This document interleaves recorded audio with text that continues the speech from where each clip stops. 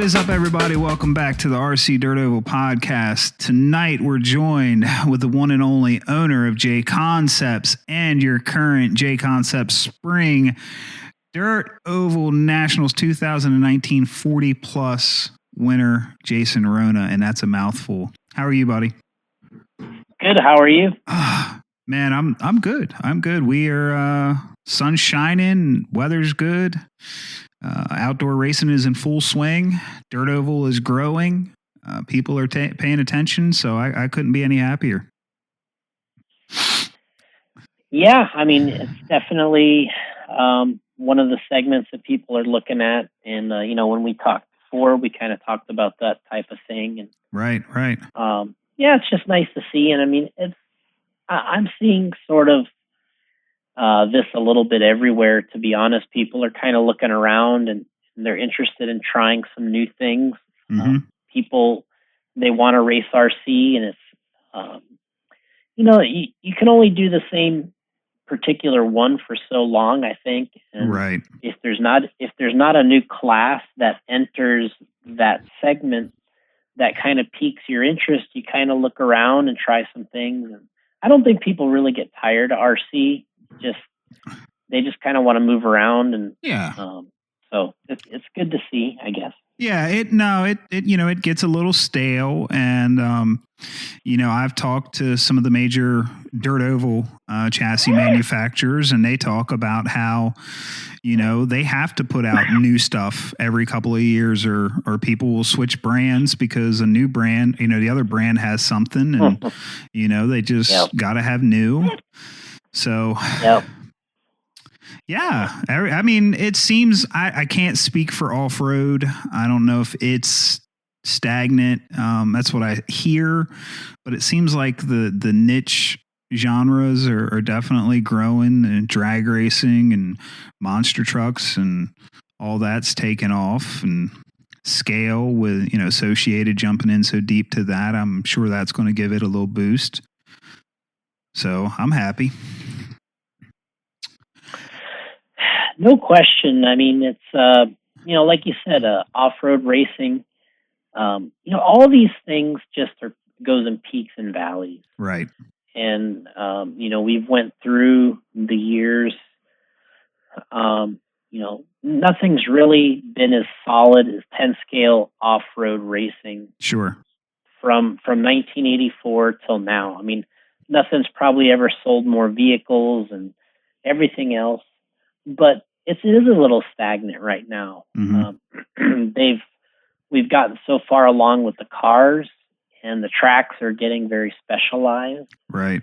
And we're in a little bit of a corner in that market right now, and kind of looking for that next vehicle to not bail us out, but to offer something that is kind of piques people's interest, or maybe gives us a new little direction, and it just hasn't happened yet. Right. Yeah, it's going to be curious to see what does make that splash. All right, so I guess picking up from where we talked last time, after that, I know you visited the Chili Bowl and tested some tires. So since that's our worlds or our nationals, whatever you want to call it, what was your impression of that event? Well, I mean, it was just anytime you go into a room or a hall or a building and it's basically packed with racers, you always get that nice vibe. Right. There's always that electricity kind of going on. And, we go to a lot of these big races throughout the year for all different forms. And that's, to me, what it had that big race feel. Teams kind of set up, got their tents, and the drivers were serious and breaking in tires. And I mean, I wasn't there 2 minutes, and it was already reminding me of off-road racing. Right. But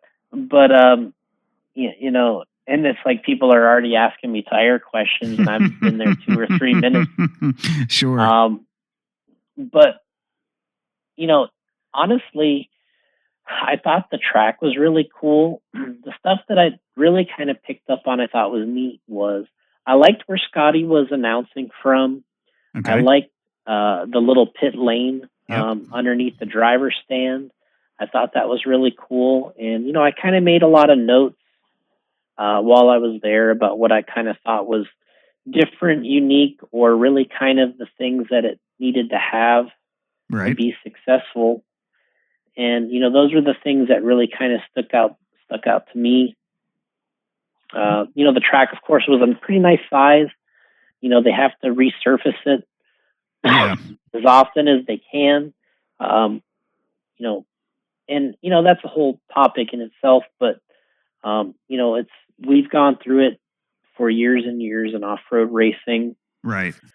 Um, the track conditions and how that plays a role, and tire prep, tire wear, things people get concerned with. So, yeah, they have to kind of weigh all those things while the race is going on and still run 400 entries through in a couple days. Yeah.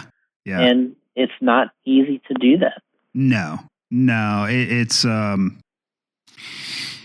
as much as we would all love to criticize it and everything else, I don't think anybody would want to be in Scotty's shoes for that week. There's no right decision. Oh, no. I mean, I think it's, to me, I like the way the cars look going around the track. I mean, we did several videos and got a tremendous response on the videos on our Facebook page. One we did of Max, one we did of Hunter, I believe, and then another one. And I think one of them is in our top 3 of most views we've ever had on a video. Oh, wow. Yeah. There's one of them that has 7, I don't know. It's between 5 and 700,000 views. My gosh. Yeah. It's amazing. Huh. And, sometimes you just hit that stuff right. People are looking and they bump into it. And I mean, then it just, once people start sharing that stuff, it goes crazy. Oh, yeah. Oh, yeah, for sure. and that's, but yeah, I mean, I enjoyed being there. In the end, you meet some, we've already met some great people being there. Right. And people, the thing that I've noticed going to some of these is people coming up and just saying thanks for being there and supporting it. Like, everybody has their genre of RC that they prefer. Right. And when somebody shows some attention to that segment, they get excited. And I had several people everywhere we've been just thanking us for being there and just at least showing interest and giving them the time of day, I guess you could say. Yeah, for sure. Yeah. Well, I think we touched on this last time you were on. For a long time, we kind of felt, forgotten in the redheaded stepchild, because we're buying the tires, and we're buying the bling parts, I guess, if we run, associated cars or whatever. And, really weren't getting the time of day from the manufacturers. And so, yeah, for sure, when you guys show up, people are really appreciative. I'm sure it's like this in all the genres, but it seems like we really like to know that our money is being seen, that it's being noticed. Mm-hmm. Yeah. And, to me, if, I've been in all the different shoes out there too, and you just want to know that there's other people that are interested in it, but it feels good to know that you're not the only one out there, or just a handful of people. And you like to know that, hey, this is legitimate. This Right. is a a high form of racing, and people recognize that. And yeah, you could see that right away. Yeah, for sure. So you did a little bit of tire testing there, and were you happy with everything? And can you speak about anything that you tested? Or Yeah, I mean, what we did is, we brought two tires there. We brought our dirt web fronts and our ellipse rear. We brought them, I believe, they were green compound, which is our super soft. right. And so we had those. We had them mounted ready. We brought a new tire that we're about to release called the Sprinters. Okay. And there's a couple of reasons why we designed this tire a certain way and kind of named it the certain way is when we started this project, we have an off-road we have an off-road tire called the Reflex. Okay. And when we made it for the 2.4 or the 60 millimeter wheels, because that was what was kind of trending at the time. Well, having to do it all over again, we wish we never would have did that. But nonetheless, it was a great tire. It was a great tread. Right. And so we knew we always wanted to make a 2.2 version. We wanted to make sure we had a 2-wheel front, a rear, and a 4-wheel front for our off-road guys. And then when we started looking at all these tires, I kind of went back into my my vintage stuff a little bit. Started looking at some of my old stuff, and what we were able to kind of do is when we worked on this tire, I felt like it would be not only a good off-road tire, but at the time, guys were asking us, for these dirt oval tires that are more for dirt. And it's hard to say if it's loose dirt or it's not like a super prep track type of tire. Right. So anyway, we brought this tire along with us as well. They were mounted, ready to go. And we got out there and we did some running, and everybody kind of got a shot behind the wheel. We had, Max was out there running. He kind of started, and then Nathan Dean did a little running. Okay. And some other guys that were competing there that weekend. Right. They jumped up and did some driving and checked it out. And, it's difficult because what I've noticed over the years and during these testing, it's really no different. These guys just want whatever the best tire is. Right. And they didn't really care. Like, to them, it's like, it doesn't matter if it was realistic. It didn't matter if it looked like a dirt oval tire or not. They just wanted whatever was the best tire on that track. Right. And so, which I'm completely accustomed to because that's how our off-road scene is. It doesn't matter what it looks like. Right. Just give me the best thing that you got. So anyway, on that track, our ellipse tires were very good. The guys there were saucing tire. The control tire was the rebar. Right. And guys were saucing and kind of sanding those in a little. And we didn't really do any of that with our tire. We didn't sand them in or anything. Right. We just kind of sauced and ran. And I mean, we were up to speed right away. Okay. And the guys were pretty comfortable with the ellipse tires. It really wasn't that big of a deal, I think, to them. And I know the guys, like Nathan and some of the other guys, they're like, well, I've already ran these before. I know they work. He's like, I ran these, I've run these a bunch, and these tires, I know they work. So, and that was the tire that worked best on that track. Sure. Because the surface had already matured a little, so it was, I'm not going to really say grooved, but it was somewhat dry. Right. Right. And so, I mean, the performance was good. We just ran the greens. We didn't do anything special, Mm-hmm. and we just went out and ran, and I was pretty happy with that.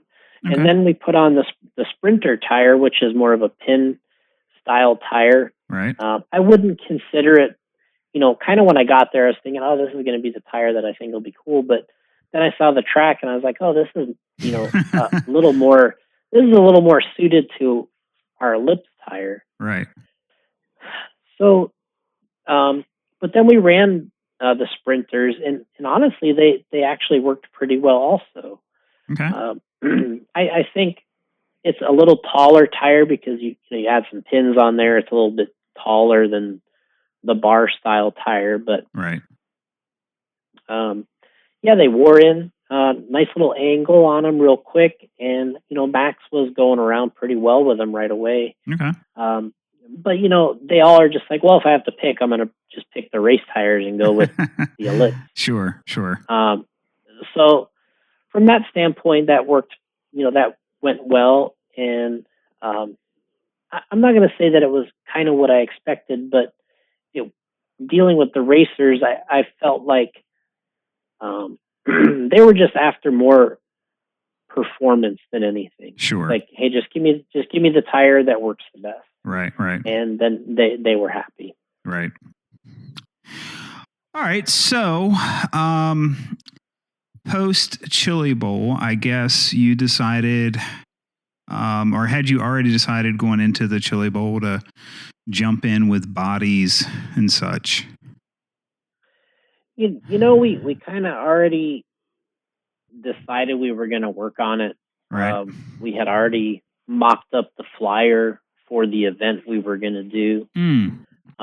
So we kind of had, we were working on that already. Right. And, kind of going there was almost just kind of part of the plan, I guess you could say. Sure. So, yeah, I mean, all those things were kind of in the works at the same time. Gotcha. Okay. So it wasn't long after the Chili Bowl you announced your race that you would be sponsoring at the Hobbyplex. Mm-hmm. And I know that kind of took a lot of people by surprise. They were maybe expecting some products, but not necessarily any type of racing. So I don't want to get into, I don't want to cover what we're going to hit in the questions too much.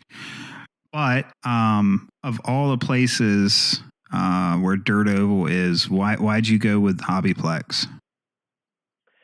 Well, kind of the reason for it all was we already had a race there on that same weekend. Okay.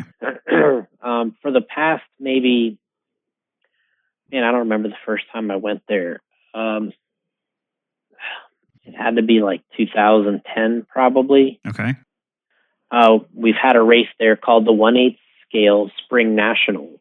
Okay. And I just talked to Alex there, and I told him that I felt that event was a little bit on the stale side. And, we'd been there, doing it there about 8 years. And because they made a big decision there after about the second year we were there to put a roof over the track. Okay. So I kind of felt like it was always a better event for 8 scale when it was outdoors. Right. And when they put the roof over it, I felt like it was more like a 10 scale type of track. Right. Not that it still didn't have good 8 scale races, but I felt like it just didn't have the same feeling for me. Okay.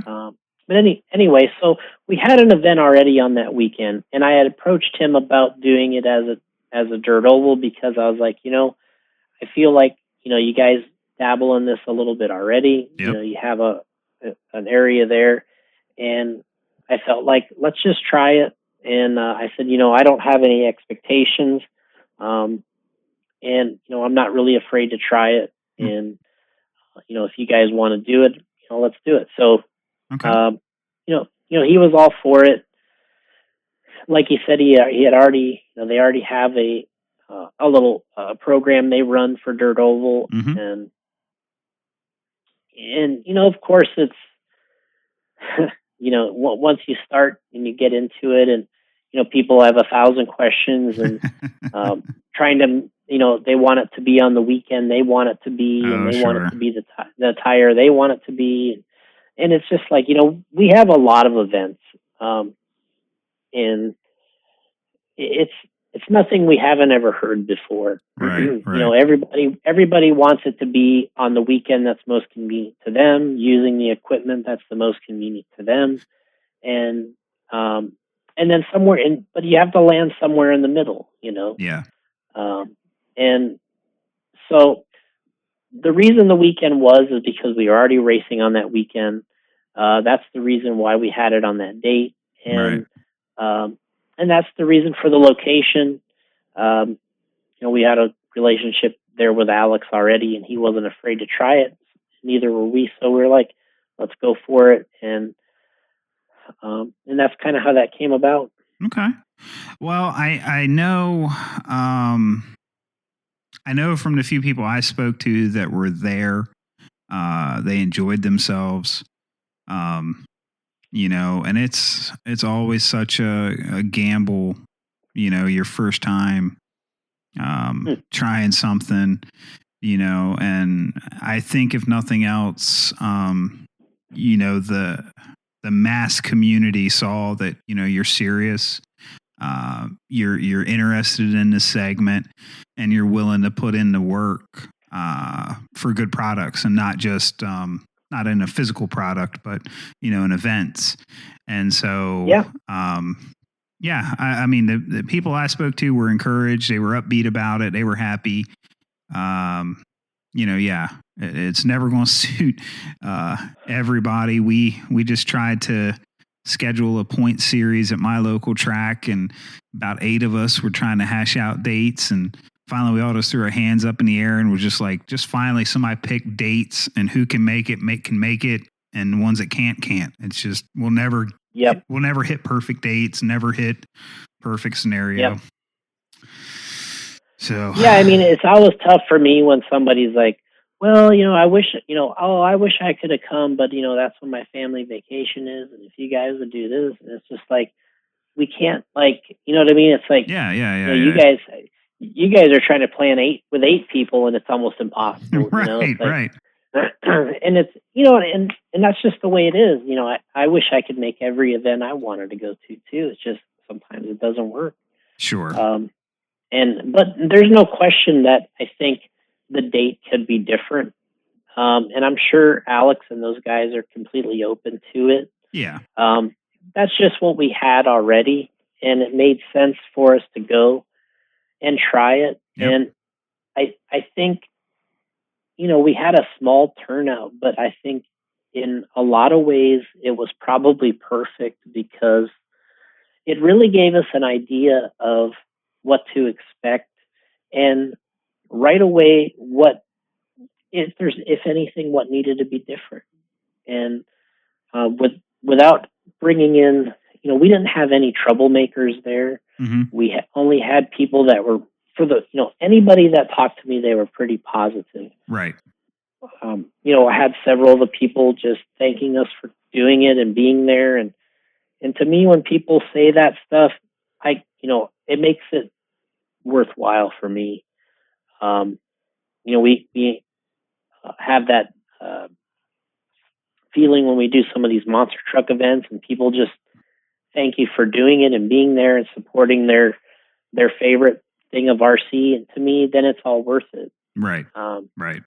Because so we felt a lot of that when we were there, and we did get some really good guys to race. We had some good classes. We had something and everything, I think. Yep. And that was actually, to be honest, it actually went better than I thought it was going to go. Wow. Okay. That's awesome. Yeah.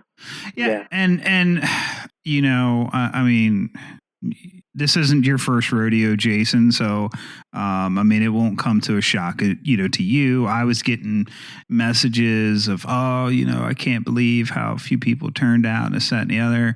And, Yeah. my response was, tell me another company that has jumped out and done something like this. That's jumped in Yeah. from off road or whatever. So now let's remember, a year and a half, 2 years ago, we were all clamoring, wanting companies to come in. We got one. Let's play nice now, because Yeah. it's a bold leap. I mean, you guys, J Concepts, I'm sure would be just fine, continuing doing what you've been doing. So you guys are stretching yourselves and trying something, and not everything is a home run on the first swing. And yeah, so Yeah.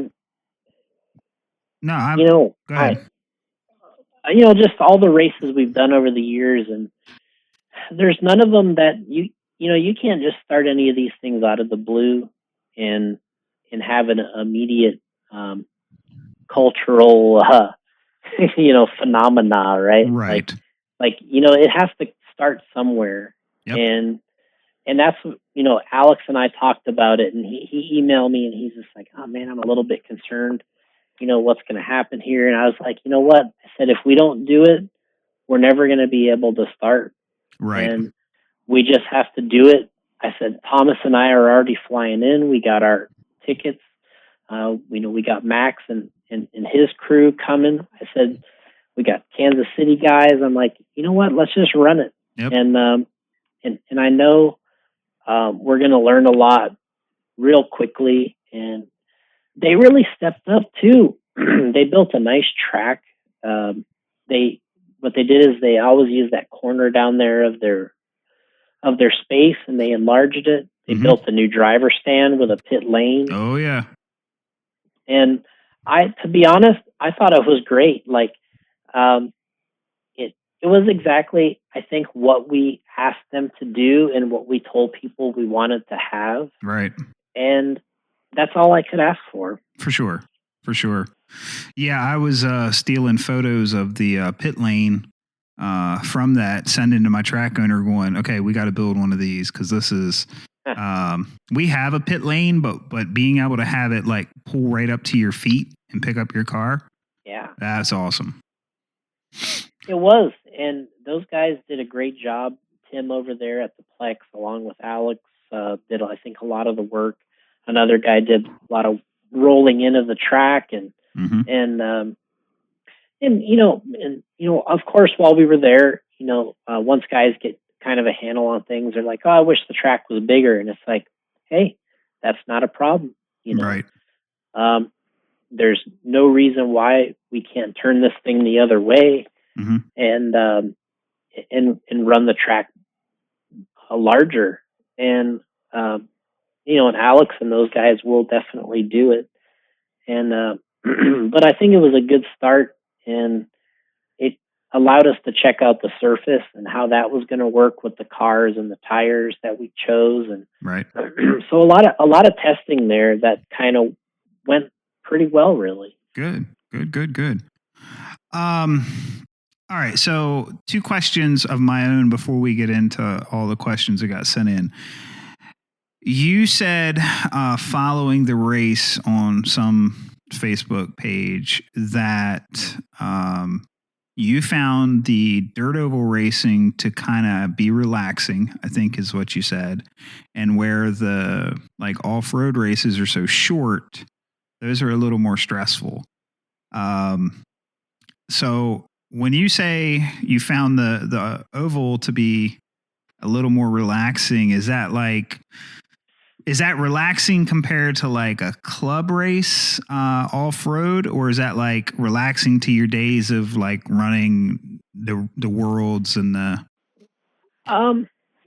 Well, somebody was asking me there to compare the monster truck racing and the dirt oval racing. Okay.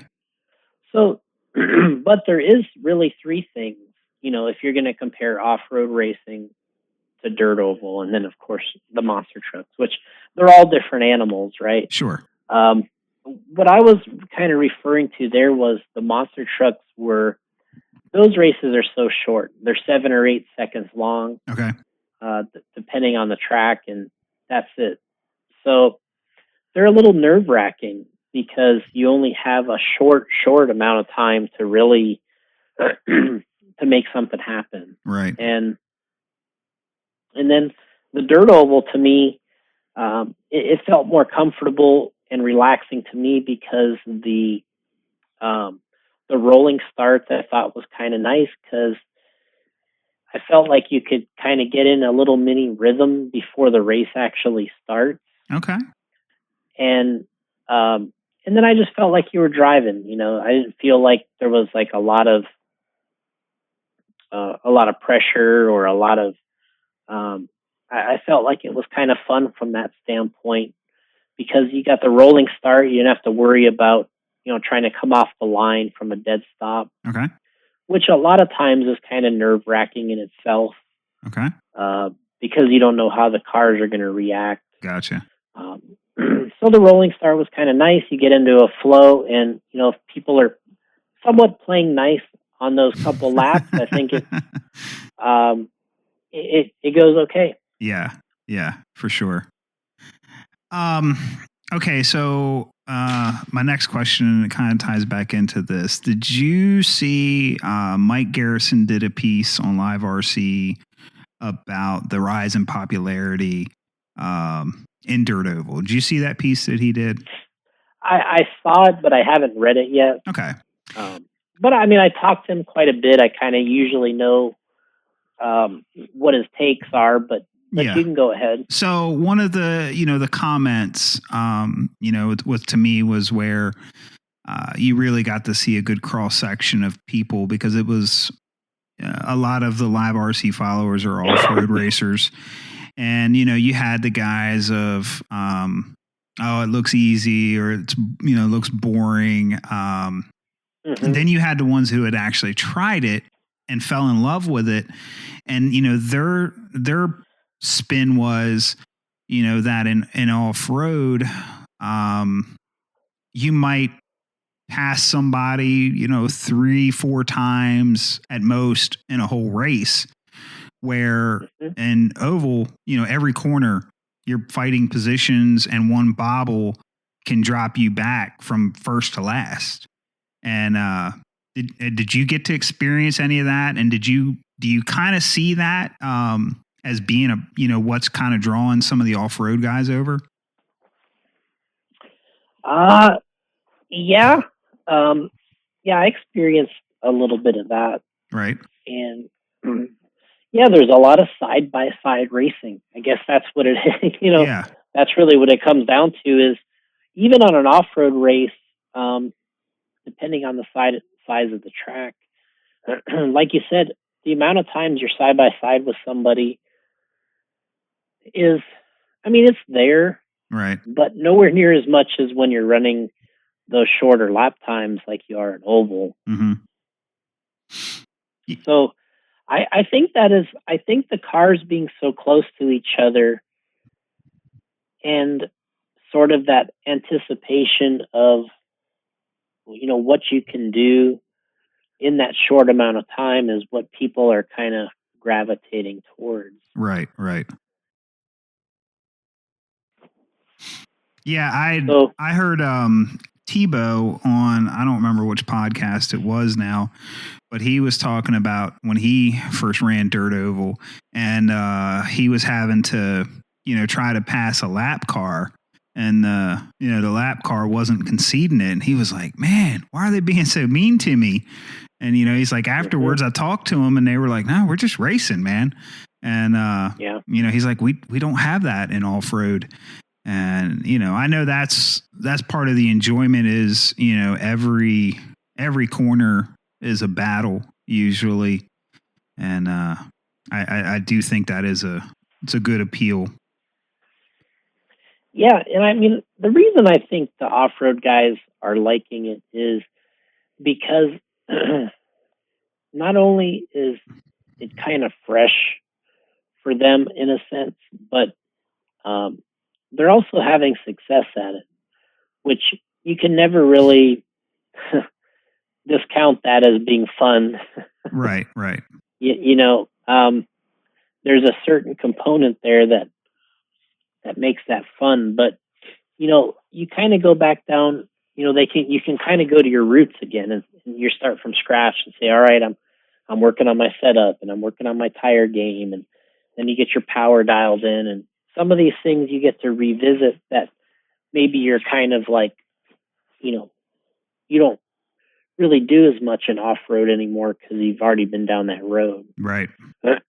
So when it's just fresh and it's fun, that's what I see when the guys are wrenching on their stuff. Yeah, for sure.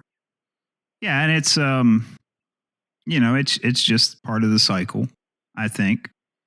But I'm glad they're over. Yeah, I mean, I remember when, when I had the magazines in the early '90s and Cliff Lett and the guys were, they were running oval races Oh yeah. from Associated, and it's not that they haven't been there before, or any of these guys haven't been there before, Right. but it's just something that, over the years that, you cycle in and out. Sure. And it was easier back then too because they could use more of almost the same exact car. Yeah, yeah. Well, we're getting back to that now with the conversions, basically, which has definitely helped. All right. Yeah. We have a ton of questions, and some of them are long, so let's dive into these. Our Midwest field correspondent Brad Noon asked a question. He asked a bunch of questions. He should know better than this. Will the date of the Omaha race be similar next year? Well, I think that's something that we can talk about with Alex. Like we mentioned earlier, I think the only reason we use that date is because we already had it. But there's no reason why we can't change it, as long as it fits in Alex's track build schedule there. And I think that's probably what we'll look at next year because, if we do turn the track the other direction and go for a little bigger size, right, then it has to work into his schedule also. So more than likely the date will be different, I would say. Okay. And then Brad is just offering some comments and perspectives because I know Brad does run the Hobbyplex some in the winter, so it is kind of semi-local for him. He said he just didn't want to go back to the indoor. He basically didn't want to have to switch back up to his winter setup because his cars were already switched over for outdoor looser tracks. And some of his local racers weren't crazy about the controlled tire option. Mm-hmm. And his last thing is just a suggestion is to try to have all the information in a single place. Mm-hmm. So there you go. Yeah, we have it's always tough because in this day, you try to get the information out there, and what ends up happening is, you get it on different social media pages. Mm-hmm. We actually do have an event section of our website. Okay. And we have a link. You go to event. There's an events tab on the home page. You go there. Then there's a link right to the Dirt Oval event, and okay. We have several tabs there that has all the information pretty much relative to that race. And of course, I think there are a lot of details people ask that might not be there, but we can definitely answer them as we go. Sure. But a lot of them you learn after you do the first race too, right? Right. Because then you're like, okay, this was critical or that. And I see where he's coming from with all of his questions and comments. But I think, for one, I think the date is definitely flexible because we'll probably turn the track and run it larger.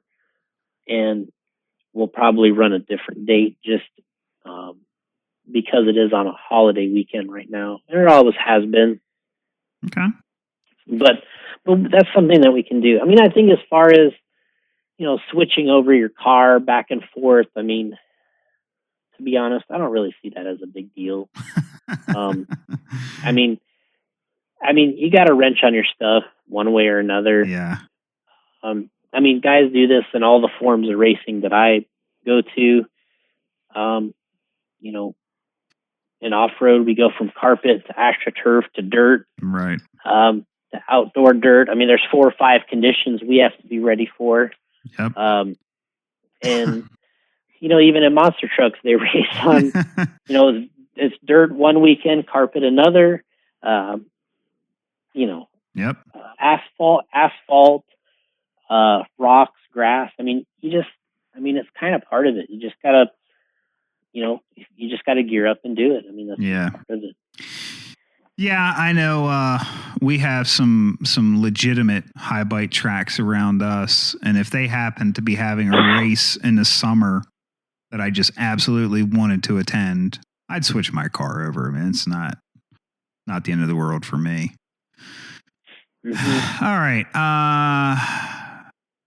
My buddy. I mean, when I was there, the funny part is when I was there, a couple of the guys commented on my page, I think, but like Jeremy, Kathleen, and those guys, he said, yeah, he goes, he's like, we run outdoors, and he's like, we run either bar tires or pin tires in the morning, bar tires in the afternoon. And he's like, we kind of have a couple settings that we change between running outdoors and indoors. And he's like, I just brought my car here and changed one rate of spring and changed my rear toe. And I was like, right back out there. So, I mean, and he did it there. I mean, like in 30 minutes. So. Yeah, sure. All right. Friend of the show, J Rod, wants to know: are there any more dirt oval tires in the works from you? Yeah, I mean that's tough to say 100%. Like I said, we have these tires, the Sprinters, which I kind of feel are really going to work well in a lot of situations. Mm-hmm. We don't have that. We don't have that tire going right now. That's like, that looks like maybe the Hoosier, right. The DE. We don't have one of those yet, just because we, the events I've been to, people are still running basically off road tires. Yep. And I kind of feel like, I mean, honestly, if we tried to run a Hoosier on an off road buggy, they don't work. No. Yeah. So I can imagine. The track has to be right for those to work. Yep. In my opinion, they look cool. I mean, they look badass. But if you go for performance, like that was the first thing I learned at the Chili Bowl, is the guys did not care what they looked like. Right. They just give me the best tire. Yep. And so I think that's what we tried to do with the Sprinters tires. We tried to make something we knew was going to work, but also kind of had a really good look to it. Mm-hmm. We turned the pins on the outside so they're at an angle. They have a sprint appearance. Okay. And this has been around in off-road. Back in the 90s, there was a tire that was like that. And they've always worked really well. And then we knew our reflex tire combined with this new outside pin, direction was going to work pretty well. I'd like to get those out there. Okay. And see what people think on dirt oval, combined with some of our other, like Ellipse and those type of tires. Yeah. And then, of course, we can go down the road of other more specific tires, but I'd really like to get an idea of what people think of those first and see, if they say, all right, well, this is good, but I think, to be a little more specific, this and this, yeah, that could be done. Mm-hmm. Okay. But I think in general, people are going to like this selection. Yeah. If they're used to using an off-road style tire and wheel size, I think they're going to like it. Yeah.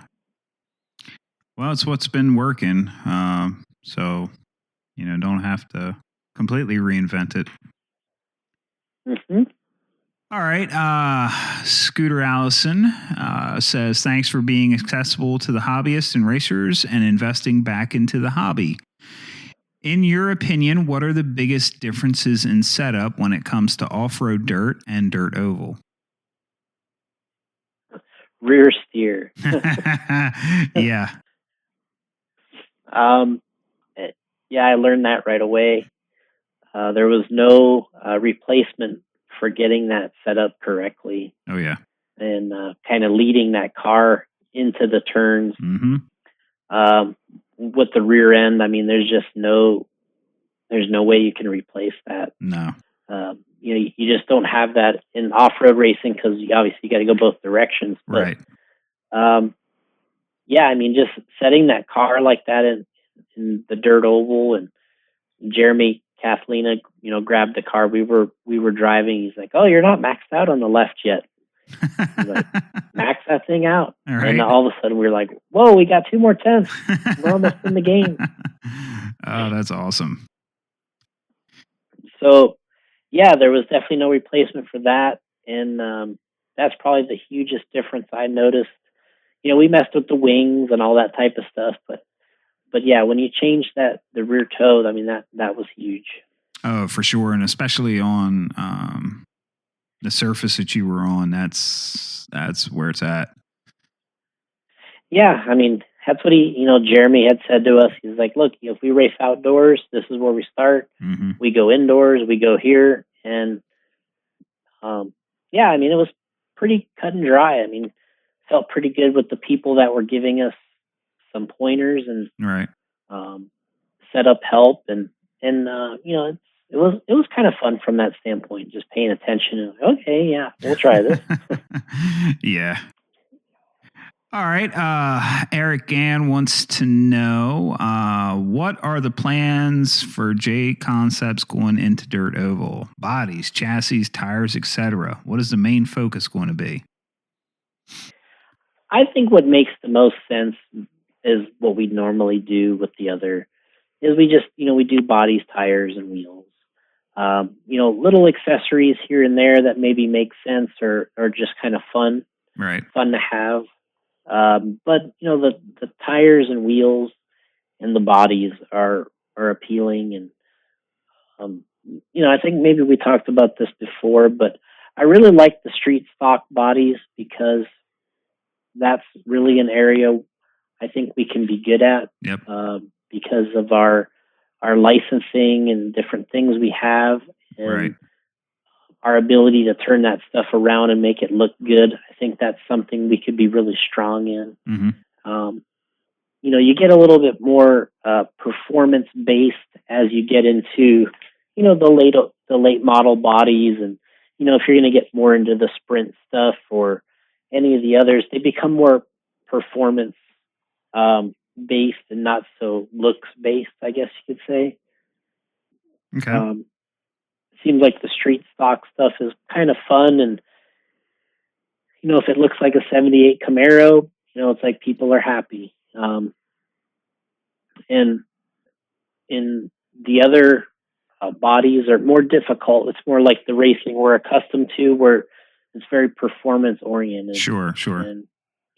And the little driving we did with our body, we made small changes while we were driving it, cutting and trimming things, and you could see it was already changing the handling, and we had a good experience doing that, and we had some good results already. Okay. But it's just like the race. The race, you got to start somewhere, and so that that's kind of what we did. Is we started with the street stock body, which I think we can do more of. Of course, everybody's got their favorite, just like everything else that we've done, whether it's monster trucks or drag racing. Everyone's like, oh, what you really got to make is this, or what you really got to make is that. And it's like, yeah, we got it on the list. So, you can only make obviously so many per year, um, but I think that's fun as long as that's a cool kind of entry level class. Um, I could see that being, um, having more items in there, and then as we learn more about the late model, and we'll be able to improve on that all, before we even release it. For sure. All right. Jake Howard, who uses more tire dope, off-road or oval? He said that the track got black quick, and off-road races can run same layout for weeks and not get black. Yeah, I think it really comes down to just this less surface area of the track, and you're doing so many more laps. Sure. I think because Will Britton and I shared the same car at the race, and we figured we ran one set of tires the whole time between the two of us. And so we ran 4 rounds of qualifying each. Each of us had a main, plus we practiced all with the same car and tires. And, we figured we had like at least 1,000 laps. Oh, wow. And because a qualifier, was over 50 laps just for a qualifier, plus your warm up. Mm-hmm. So it was possible we were doing, 10 or 15 warm up laps, plus 50 plus laps during the qualifier, all the qualifiers, all the mains, and the practice. I felt like we were getting about 1,000 laps out there. And, that was pretty impressive. Yeah, for sure. All right. Shane Wheeler wants to know, you recently sponsored your first Dirt Oval event. Are you looking to sponsor more events in the future? And what's your thoughts on the John Moxley interview on Talk is Jericho? Yeah, I'm not really sure about the Jericho part. Okay. I have no idea. I don't know. Yeah, I don't know much about that. I think it's wrestling. I don't know. Yeah, it's definitely wrestling, and this could go back to the other podcast we do, the Radio Impound, where we talk about wrestling. But okay, I don't know. I think he's referencing there's like a new, there's WWE, and then there's like I think there's a new wrestling organization, a new organization starting. So they're like they're going to be battling. But anyway, I think that's what he's kind of referencing, but I haven't seen that. Yeah. Does that other does the other wrestling group have a like a JQ in it, like the RCGP? Like a heel or a back? Okay. Oh yeah. Okay. And I mean, not to get too sidetracked, but I think in the wrestling thing, this is going to be good for that business, because I think the WWE was getting a little stale. I mean, I watched wrestling in the 80s with Hulk Hogan, but I don't really watch now. But the guy that I do the other podcast with, Gotti, he's a big wrestling guy. So he tells me about all this stuff. So what he's saying is, now that there's going to be this competitor, it's going to make them super competitive with each other, and maybe the whole product in general is going to elevate because these guys are battling. So there you go. All right. Doesn't Gotti still live in Pennsylvania? He does. You tell him he's got to get out and start running some dirt oval. He does. And you know what? That's the first thing he like saw the car and the videos. He's like, man, I want to do this. Okay. All right. We'll send him the car. There you go. So David Wilson, we had touched on the Chili Bowl. I'm sure it's safe to assume if one of your tires was picked for the Chili Bowl, it'd be readily available. Yeah, I mean, that's the idea. The Ellipse tire, the Dirt Webs, if they were to choose something like that, yeah, of course. I mean, you try to work with Scotty ahead of time and just make sure they're out there. Right. Okay, here's a good one.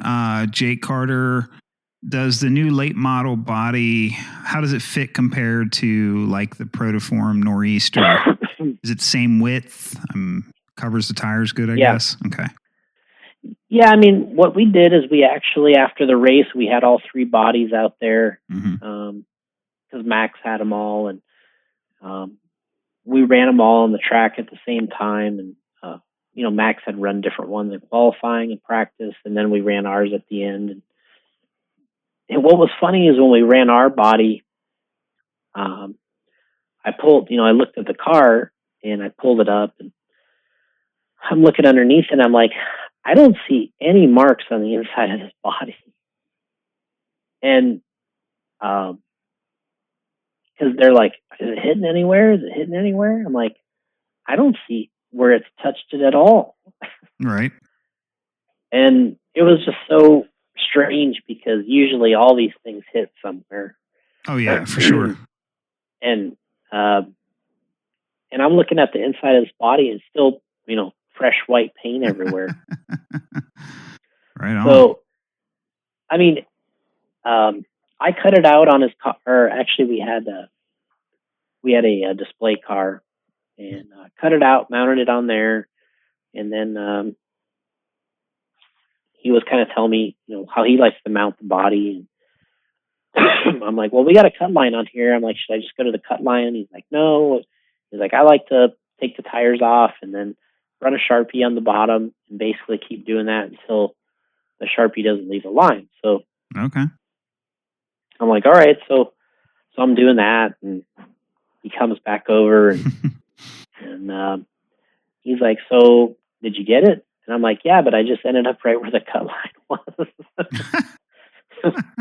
So, which was just kind of not necessarily lucky, but it just worked out nice in that situation. Yeah. All right, cool. So we got her mounted, and we ran with it, and you know what? We learned a lot in a real quick amount of time. Our performance was good. Yeah. And I got a video and some photos. I mean, I can share them with you if you ever want to put it with the podcast. Yeah, for sure. Sometimes people like to see that stuff. Yeah. Definitely. People love media. That's for sure. Yeah. And especially if it's like a video that they haven't seen before, and it's like a testing kind of video. Those are always fun. Oh yeah. All right, a lot of these we've hit. So let's just rapid fire. No, Brees, you answered that. How do you think a rear motor dirt oval car, would it still be competitive? I was kind of talking to some of the guys about that when I was there, and the late model car that we were using as the display car was a rear motor car, and it seems like if you have a purpose-built rear motor car, I think you could probably get it going pretty well. Right. Based off of what I saw, it seems like you could do that. But I think that once you get things dialed in with your mid-motor car, it just seems like that's the only way to go eventually. Yeah. I think you can still get it done and have a pretty good, performance with the rear motor, but it seems like you're going to kind of do a lot of work to kind of get it just to where your mid motor would be. Yep. Without as much work. Yep. So, yeah, that's kind of how I see it. Like, if that's your only option, you could probably make it happen. Right. But if you have the option, you might as well just,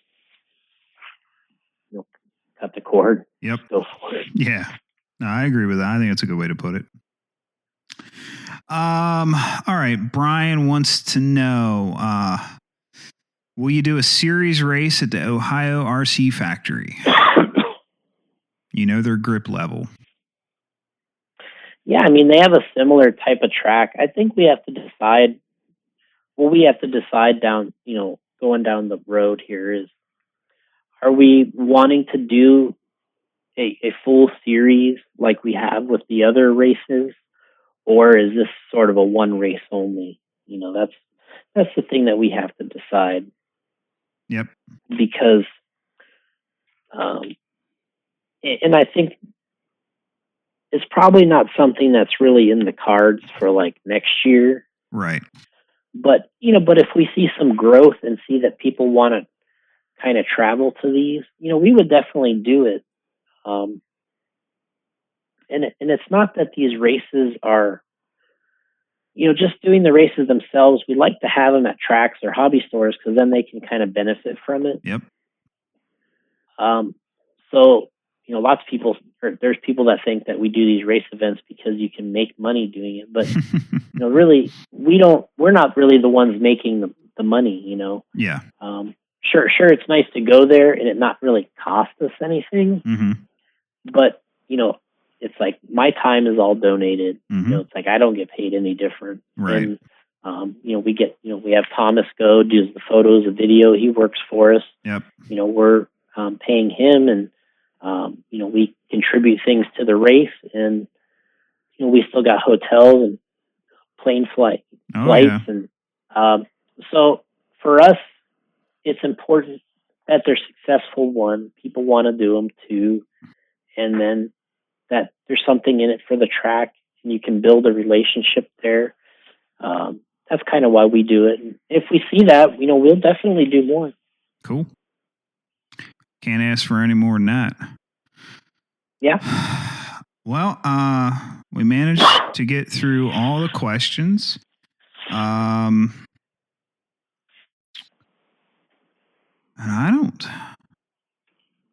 Jason, I don't think I have really anything else. I just want to say on behalf of the Dirt Oval community, man, thanks for jumping in and showing us some interest and showing us some new products. Yeah, it's no problem. I had a few people that asked me questions separately. I don't know if you want me to answer those, or you want me to do it. No, if we haven't hit them, go ahead. Sure. Let's see. You make sure we got this right. We got Joe Zaire Jr. asking, I know him well, and I can never say his name right. Anyway, will your street stock body come with mounts? If not, what mounts should I use? Well, what we did is we made a shock tower front and rear for the B6 where you can use the T6 body mounts. Okay. But if that doesn't work for you, or you want to go the other route, you can always use the other route. Like people are going, they use the RPM bumpers and the straight up body posts, and you can always do it that way too.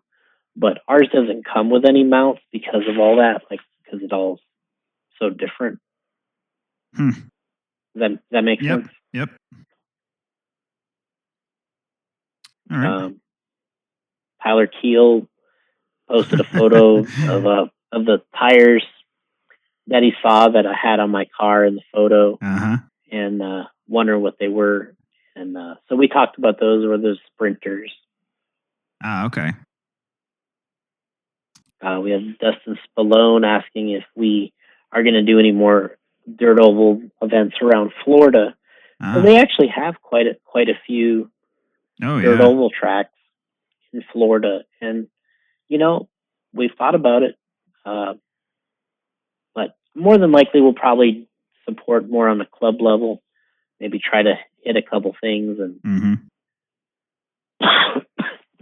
and just see where it goes. Okay. Doug Drogata asked what conversion I used on my car, and the car I actually bought was Randy Lathrop's car. Okay. It was a C4 based on the B6 by Travis Chance. Mm-hmm. So that was the car that I had. Cool. I just saw that he was selling his stuff a year or so ago, and I was like, I figured his would be pretty good, Oh yeah. and it looked like a B6, which was critical for me. So that was kind of easy. Yeah. And the car worked. We made some changes and for our track we were running, but yeah, it was working. Awesome. Yeah, I'd say I picked up the win. So.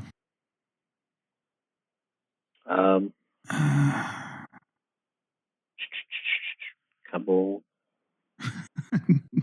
Chili Chili Duncan. Yeah.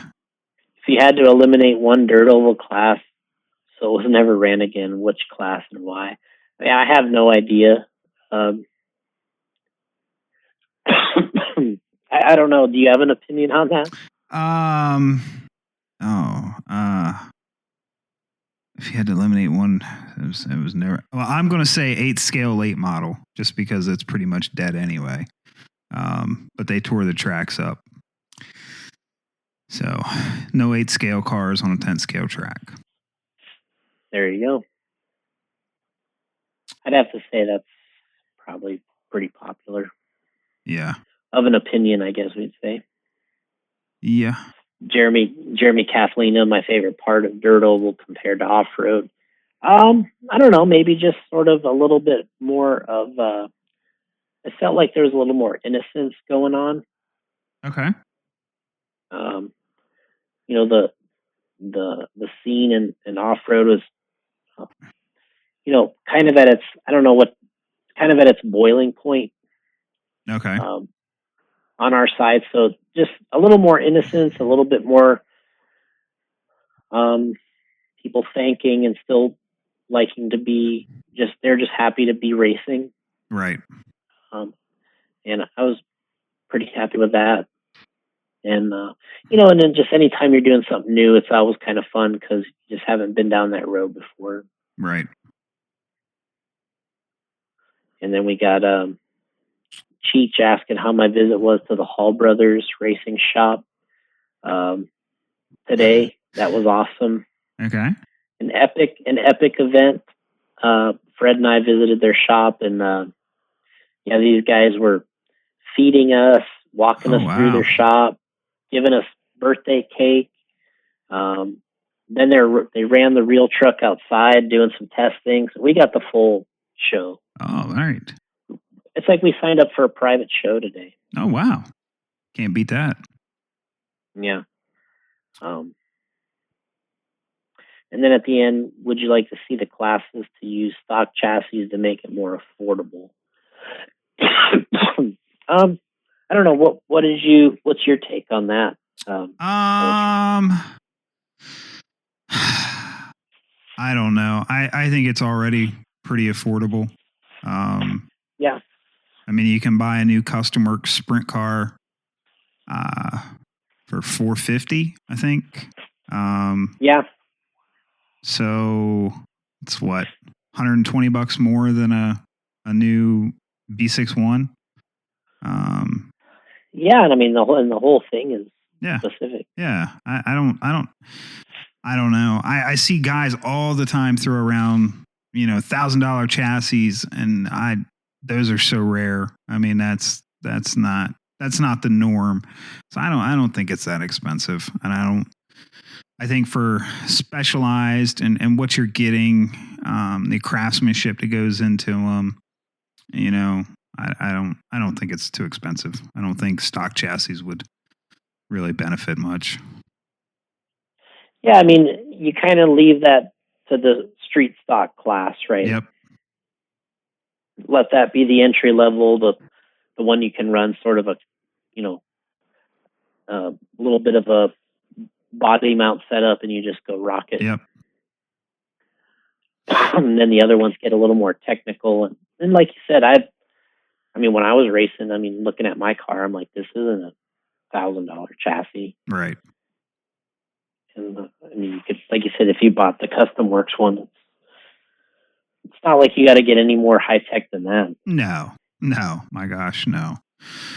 Yeah, we run into that all the time. That $1,000 chassis, no. And then, especially if the used market for like a Custom Works or something, it's super affordable. Yeah, I bought mine used from Randy, and Right.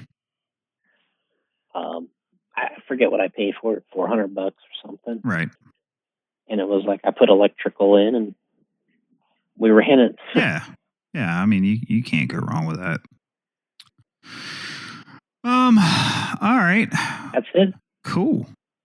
Well, we will get ready and wrap this up. I think my sick baby has woken up. So, well, Jason, man, I just want to thank you again for taking the time to come on. I know you're out on the road and sound like you're fighting a cold or allergies or something. So, Yep.